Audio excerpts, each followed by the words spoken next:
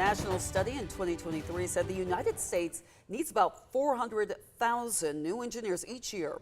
Mercer University is helping to fill that gap with fresh engineering talent. Naomi Washington tells us how the school's state scholarship program is building up the field.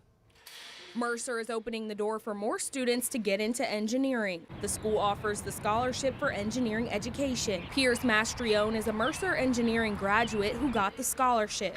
And it stood out to me because it was a 4-year scholarship, so I got a little bit of money each year. The scholarship is $3,500 a year. That's $14,000 for 4 years. In exchange, they agree to work a year in engineering in Georgia for every year they receive the scholarship. An eye-opening experience to be able to be poured into and be educated and loved by the Macon community, and be able to work in Macon afterwards and help be a part with bringing that new industry to Macon. Mercer Executive Vice President Penny Elkins says their School of Engineering opened 40 years ago in response to a special request. We were approached by the commander of Robins Air Force Base.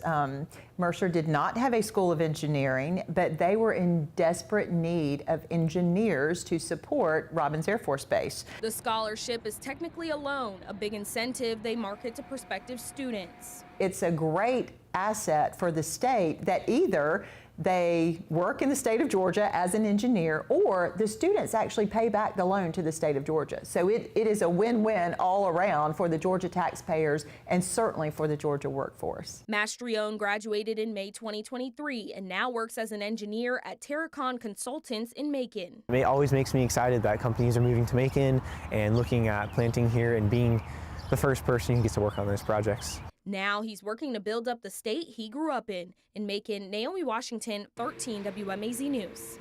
Mercer says almost 90% of the engineering scholarship recipients end up working in Georgia. In fact, they say a quarter of the engineers at Robins Air Force Base are Mercer grads.